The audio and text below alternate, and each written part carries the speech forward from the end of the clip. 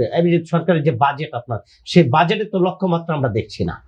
আমি সামনে যে লক্ষ্যমাত্রা পূরণ হবে, যদি এইভাবে বিভিন্ন সেক্টর বন্ধ হয়ে যায়, ব্যবসা বাণিজ্য মানুষের বন্ধ হয়ে যায়, মানুষ যদি চাকরি না করতে পারে, মানুষ যদি বেকার হয়ে যায়, তো সরকার তার এই রাজস্ব আয় থেকে নেবে আর কি। আর সরকার যদি রাজস্ব আয়, আপনার পরামর্শ কি রাজস্ব আয় বাড়ানোর জন্য? রাজস্ব আয় বাড়ানোর জন্য যেটা তো বলছি, প্রথম কথা পলিটিক্যাল সেটেলমেন্ট সরকারকে আসতে হবে।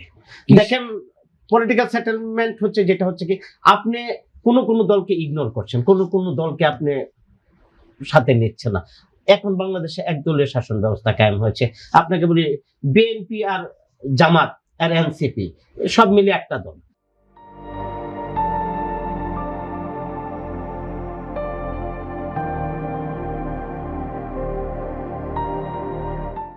এই বিরোধী দলের স্বার্থে বিরোধী করা আর কি।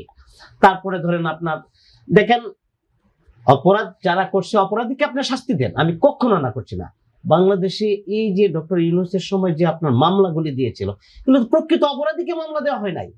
আপনাকে বলি, এক ভদ্র মহিলার নাম হচ্ছে, ওনার নাম এই রূপালী, এক ভদ্র মহিলার নাম, ওই আপনার যমুনা টিভিতে আসছে, উনি নিজের জীবিত সন্তানকে মৃত দেখে 200 জনের নামে মামলা দিয়েছে। এই টাকার বাণিজ্য হয়েছে।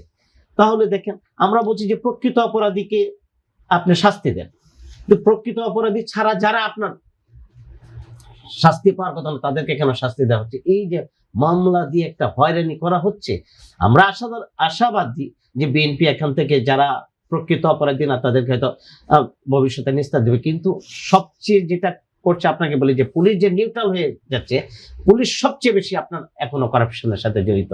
বিশেষ করে যারা পুলিশ একসময় ধরেন এই যে বিএনপি নেতা কর্মীদেরকে মামলা দিয়ে হয়রানি করে তাদের কাছ থেকে একসময় বাণিজ্য করেছে, এখন তার উল্টো চিত্র আমরা হয়ে গেছে।